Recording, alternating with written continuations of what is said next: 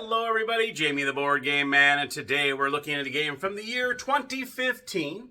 It is by Haba Games, 2 to 4 players.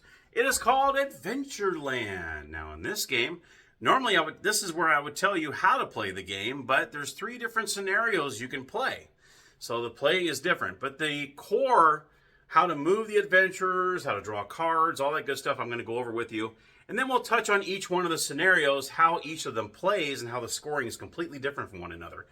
I believe one of them is at your scoring as you go, while the other 2, you do all the scoring at the end of the game. So it depends on how many adventures you have together with your companions versus whether you get points for your herbs and swords, all that good stuff. I'll go over that right now as we head on down to the gamers table, where I'm going to show you how to play Adventureland.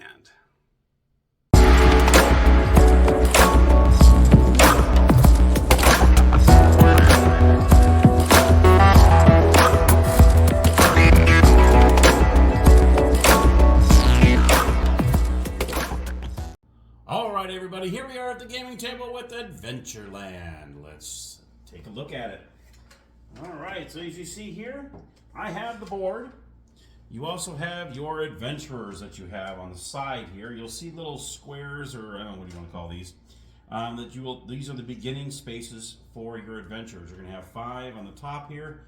I'm sorry, on the side, and 5 on the top over here.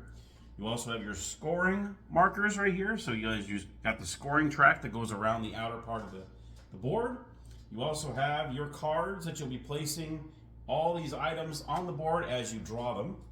You also have the fog monsters, which are right here, which you put face down. You also have 3 of these really cool dice, like oversized gray D6s. Very, very cool.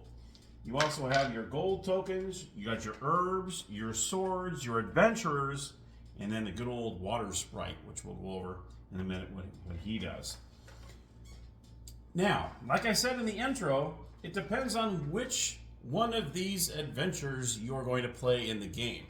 You have 3 different scenarios that you can play in this version. There is an expansion that gives you 4, 5, and 6.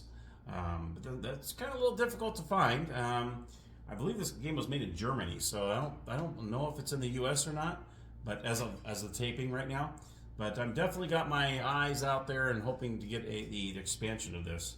So Adventure 1 is the Fellowship, 2 is the Magnificent, and 3 is Escape to the Cities. We'll go over these in a moment. I just want to show the core of how to move the meeples, how you do the cards, how you deploy these onto the board, and so on. And then we'll go in a little more detail on the scenarios that you can choose from. So like I said, the very beginning of the game is set up. You're going to put all the herbs face down because there are numbers on the other side. You do not want to see those until you actually pick up that item and look at it. Along with the swords as well. The herbs and swords have numbers. The gold just have gold. That's no big deal what side those are on. The fog monsters, obviously you want them face down because you don't want to see those. And then you have your companions over here. The water sprite will go on the board as soon as the first gold is drawn, which I'll go over. So at the very beginning of the game, you're going to go ahead and draw 8 of these cards. Now, like I said, we have swords, and it tells you where to place the sword. Now, you can see along the top and the bottom, you have A through K, and then you have 1 through 10, almost like Battleship, like B2, 4, something like that. That's how this game plays. Now, you'll see the terrain is different. You see over here, you see a lot of trees. That's where the herbs will be placed. The swords, as you can tell in the background, are found in the mountains. So any kind of mountain range, a sword is going to go there. You have these cities where the companions are going to be laid down. Okay? And then you also have the water, which is where the water sprite lives when a gold pops up. All right? So those are the different terrains. Oh, I'm sorry. And you got the foggy areas, which of course belong to the fog monsters. So as soon as you see, like the first one we drew was I-1, I know it's going to be a mountain range because it's a sword, okay? And you're going to have a face-up discard pile. So you're going to put I-1. So you're going to grab a sword. You're not going to flip it over. You're going to keep it upside down. You're going to go I, and then 1. So the sword goes right there, okay? At the beginning of the game, you're going to draw 8 of these cards. The second card is an herb. As you see here is I-4. So you're going to place it face up on your discard pile. You're going to grab an herb, and you're going to go down to I-4, and you're going to place that right there. Your third card is an adventurer, or I'm sorry, it's a companion, J1. So you're going to go ahead and put this here. You're going to grab a companion, and you're going to put him on J1, which is right away. They're all next to each other over there.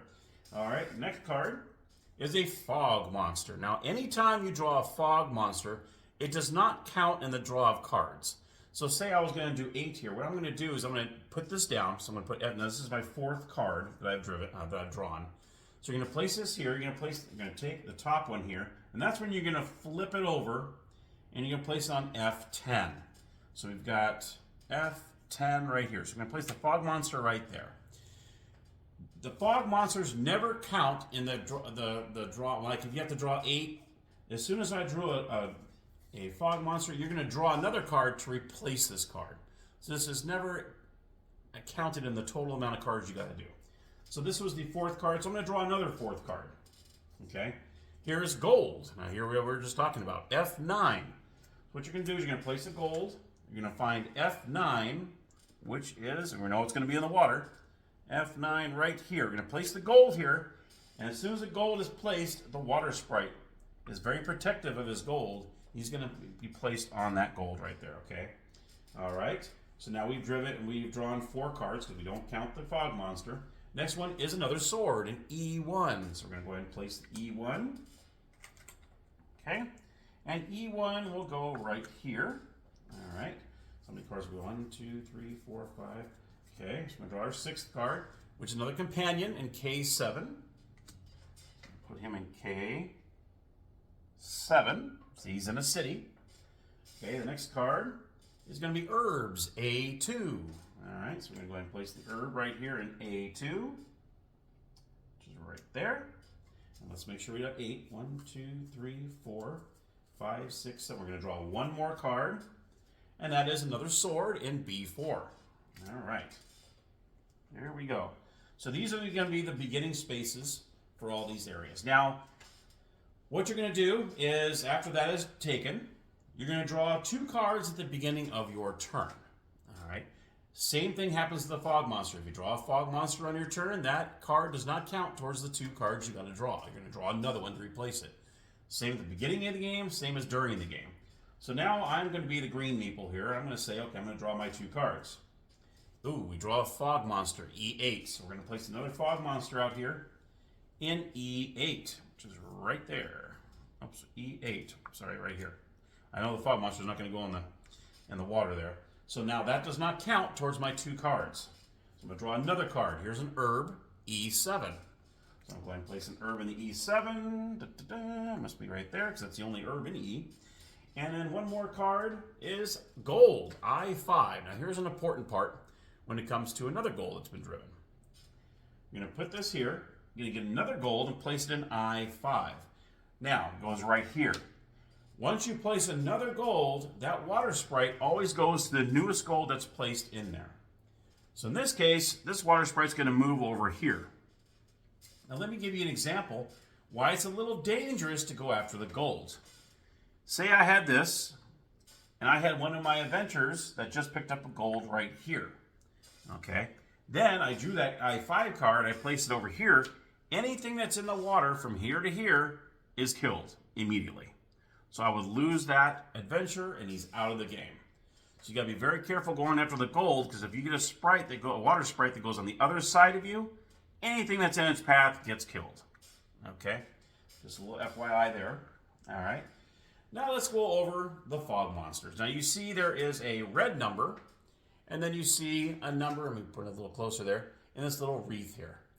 This is the amount of force you needed to get in order to defeat this fog monster, which is 16, which I'll go over in a second here. And then if you are able to defeat the fog monster, you get these as victory points, which is in the wreath, which you see right here is 8. All right. Okay. So, how you move your adventures here. I draw my 2. We've got the original 8 cards out there. Now I drew my 2 cards. Now I'm ready to move. What you can do is this. Each one of your adventurers, you can only move, okay, east and south. That's it. So right and down. None of your adventures can go up or left. All right. So when you move, you got to be very cautious, because as soon as you move on an adventure so far, you can't go back this way. All right. So let's just say green goes first. I can either move one meeple twice. So I'm going to make one here, or I can move two different meeples in two different directions. So I can either go, let's say I want to go and I want to pick this herb up. Okay, I land on that herb, I pick it up, I can turn it over, and you can see there's a little number 4 right there, which is one of the best herbs you can get. All right, I think they're numbered 1 through 4. So you're going to look at the herb real quick, and you're going to place it face down in front of you. Okay. I made one move here. Now I can either move this meeple again. I'm sorry, I shouldn't say meeple. Adventurer down this way, because I already went this way. Actually, I can go again if I wanted to. I can go this again, or I need to go down. One of the two. Or I can just move a different adventurer. Now, if I move one here, I have to go down. If I move one here, I can only go across. Let's just say I want to go after this sword. So I did the one adventurer here. I'll move another adventurer here. Okay. And he picks up a sword. Now, there's no number on this sword here. I'm going to still place it in front of me. Okay. Alrighty then. Now, it is now the other person's turn. It's now the purple meeple's turn. As you go, the adventurers can cross past each other. So if this adventurer wanted to go over here, you can pass through another adventure, but you cannot pass through a fog monster. Okay, that you cannot do. All right. So as I looked at here, I'm like, okay, I'm good to go. And now it's the purple's turn. Purple's going to draw 2 cards. Oh, F8 in the gold. Okay, so we have another gold out there. This is going F8, which is right above there. All right. And of course, the water sprite's going to move to the newest gold. Okay. And then I draw a second card, which is herbs in F7. So F7, herbs, and that will go right here. All right. So I think you probably kind of have the gist of how you move these adventures around. The purple, let's see, he wants to go here. He wants to snag this. Okay, so he snags this. He has a 1 with it. All right, so he's going to place this in front of him. I'll pretend like I'm purple over here. And then also he wants to move, and we'll say he'll move him over here. You cannot have 2 adventurers in the same square. Now, there is a scenario that allows you to do that. But in base game, I think the other 2, you cannot have the same adventure. So you can have like 2 in the same square. Okay. Let's go ahead and pick up one of these companions over here. So I show you what happens with the companion. Let's just say I drew a companion and he's in this city right here. Okay. So let's just say I went ahead and decided I'm going to go ahead and grab this companion. So whoop, I go over here, I pick up this companion. This companion stays with your adventure the entire time. So wherever you move, he goes with you. Okay, boom, boom, boom. He's always with you. Even if you pick up a second companion along the way, you guys always stick together. All right, and this comes into play in one of the scenarios when you're trying to make the biggest group of adventurers and companions together. That's one of the scenarios there. Now let's go over fighting a fog monster. We already know that if you're in the way of the water sprite, he kills you immediately. Let's see if we can go after one of these fog monsters. This one, let's just say I'm going to go after this one. It has 12 as a strength. So let's say I have a couple swords here. And I got my herbs. All right. And let's just say I have a gold as well. So this is in my inventory here. These are going to help you defeat the fog monster. So what happens is if you land on this fog monster here, you see the strength is 12. Your adventurer is going to count as 1. Each one of your companions is also going to count as 1. So I have 3 right here. So boom. I'm going to try to attack this fog monster. That's 3. I can use up to 3 swords. For every sword that you use, you get to roll a die. Whatever you roll on this die goes towards that total.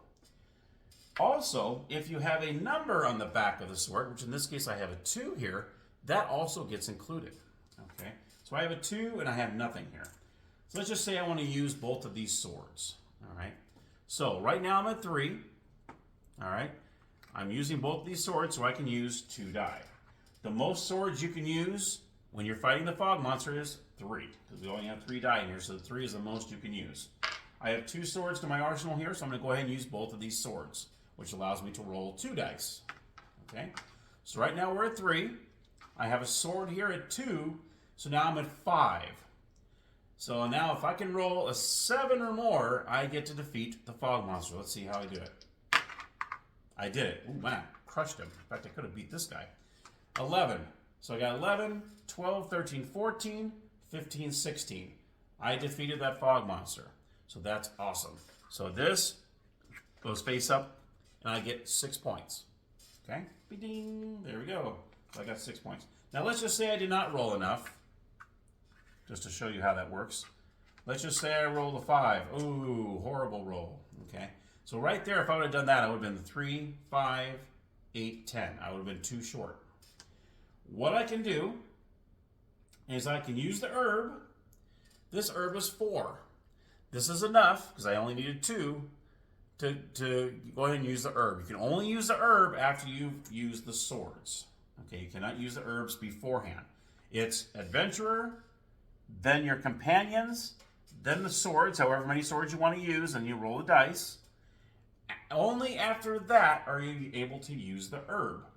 So this herb has 4. So I'm good to go. If I use this herb, I have enough. Now you don't get change, because obviously you'd end up with 14 here. You don't get 2 herbs back. You just waste, there's 2 herbs, unfortunately, you wasted, but you were able to cover it. If I still wasn't able to cover this, the gold will come into play. It comes into play in 2 different ways. You can either use it as 1 more strength, which in my opinion is kind of a waste. But hey, if you're 1 away and you're depleted and you need to defeat that fog monster, you can use this as 1 more. Or you can use it to re-roll 1 of the die. Now, if I were to re-roll this 2, I would erase that 2 and re-roll. So I'm not adding to that 2. If I were to take, let's just say we're here, okay. And let's see, 3, 5, this was 10, okay. If I use this gold, say I didn't have any herbs, I would have to re-roll this. Now I'd be at 8. And now I'm going to roll, and I rolled a 3, I would have been 11, I would have died. If I would have rolled a 4, 5, or 6, I would have conquered it. So that's when you're replacing that die. You're not adding to that die number you originally rolled. Okay, you're replacing it. That's a big difference there. Or like I said, you could just use this for 1. Okay, and that's all you have at your arsenal to try to defeat the fog monster. Obviously, if you don't get enough, you used your herbs, you used your gold. Let's just say I had 11, I didn't have enough. Well, all these guys are out and they're all killed. Okay, so they're done. All right, and they'd be completely out of the game. All right, that's the gist. That's the core of the game, is just knowing the movements. Either you can move 1 meeple 1 way and then move 1 this way, or you can go 2 different ways like that, or you can use 1 meeple 1 way and then you can use your other meeple 1 way, as long as you don't have 2 of the same meeple in the same square, unless you have that one scenario, which we'll go over in a second. You can cross over other explorers, but you cannot cross through the fog monsters. Okay, so that's pretty much the gist of it. Every beginning of your turn, you're going to draw 2 cards. If you draw a fog monster, that does not count towards your turn. You got to replace that card with another one. Okay? All right, let's go over these scenarios. You've got Adventure 1, The Fellowship. Now, in this one, it's pretty much points, points, points, points, points. That's all you're doing. There's no real kind of, strategy involved. I guess there is kind of some strategy involved, but all you're going for is just points, points, points. So the aim of this adventure is, like I said, it's called The Fellowship. You're going to fight the fog monsters, collect gold, and have as many companions accompanying you on your adventure as possible.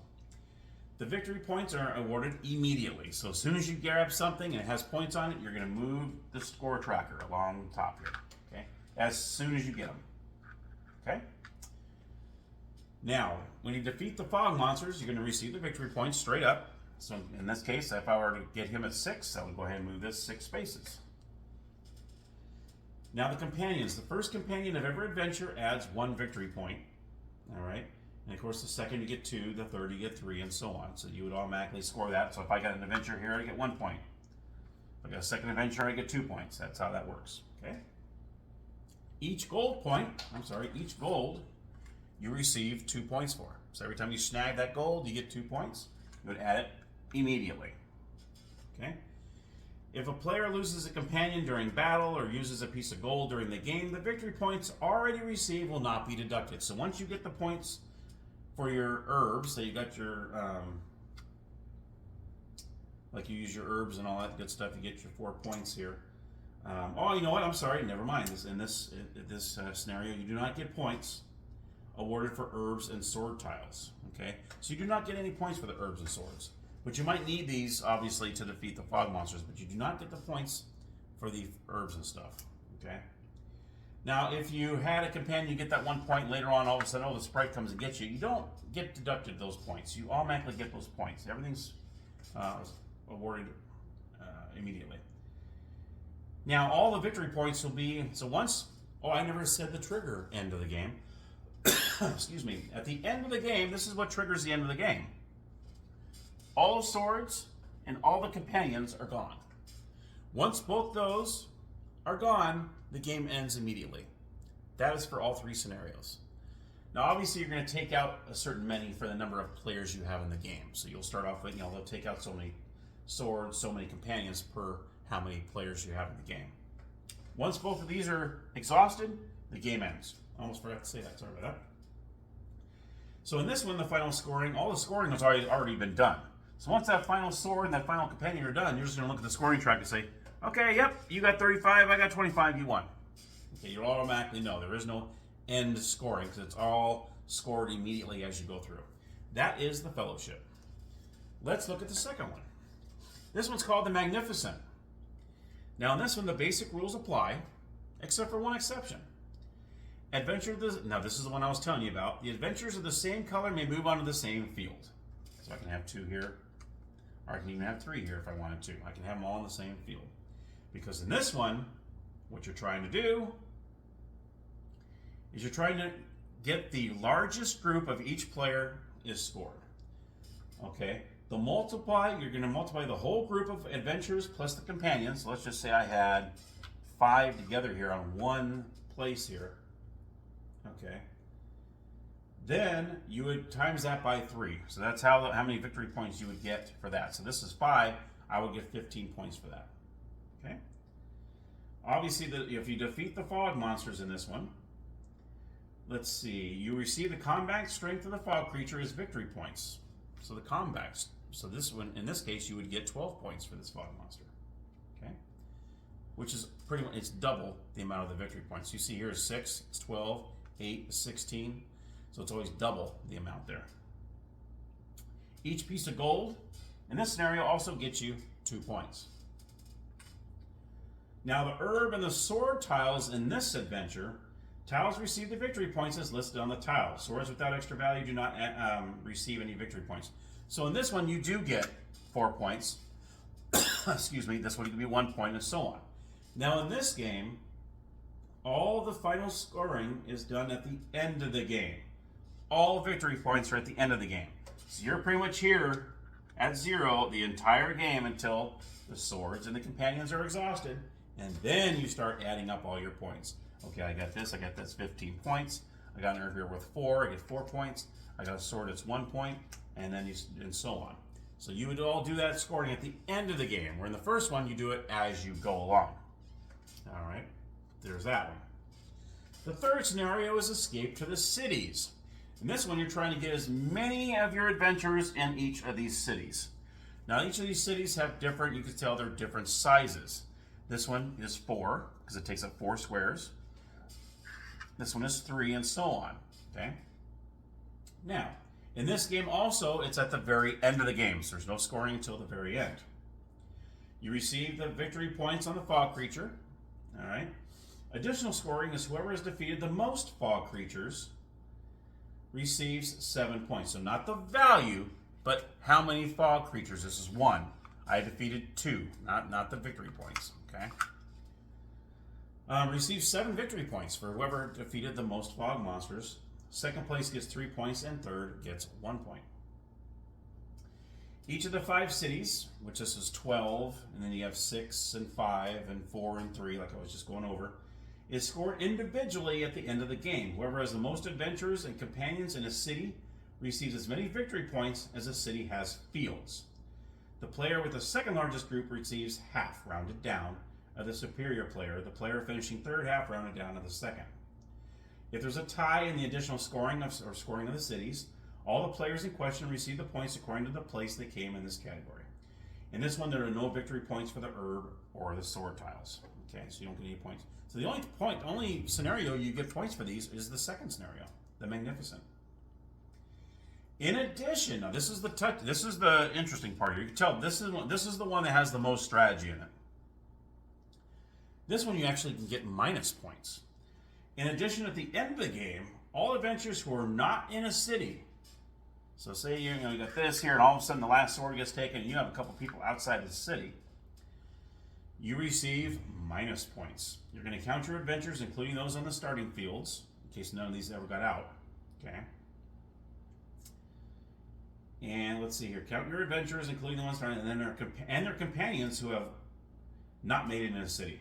You're going to multiply this number by the number of fog creatures still on the game board. The result is the number of minus points you receive. Wow. So if you have like 3 people out here, and say there's 2 fog monsters out here, then that would be 6 points that would be taken off your score. And of course, after the final round, the victory points are calculated and the according scoring marker is moved forward on the scoring track. And of course, the player with the most victory points after the deduction of minus points wins the game. And that is the third scenario, Escape to the Cities. All right. And that's it. And that is my review. That's my tutorial of Adventureland. So let's head on up to the game room, and I'll give you my final thoughts. All right, everybody, my final thoughts on Adventureland. I really like this game. This game is great. I like that you're never going to have the same game twice. You have all these cards, and every one of those cards has a space on the board. You'll be using them all. I love it. I love that it's really different. You have 3 different scenarios to choose from. There's also an expansion. I can't remember what it is. I think it's like Kings and Princesses or something. I don't remember the exact name of the expansion, but it gives you scenarios 4, 5, and 6, which is great. So you'd end up having 6 different scenarios with that game, and that's just incredible. So I'm definitely giving it a thumbs up on the thumbs up meter. And if you can find it, get it. I know I found this brand new, of course, at McKay's. I think I got it for like 20 bucks, and I love it. It's definitely unusual. I love the way it makes it a little interesting too, as you can only move your adventures east and south, and that's it. So once you pass an area and all of a sudden an herb or a sword shows up behind you, you're like, oh, doggone, I can't go back and get that. I might have to get one of my other adventurers to go get that, So, but as the farther out you go east, you cannot come back west. So you got to make sure as soon as you go as far out, well, now I can't go back. I got to go straight down or move forward, farther east. So great little game. If you can find it, get it. And I highly recommend it.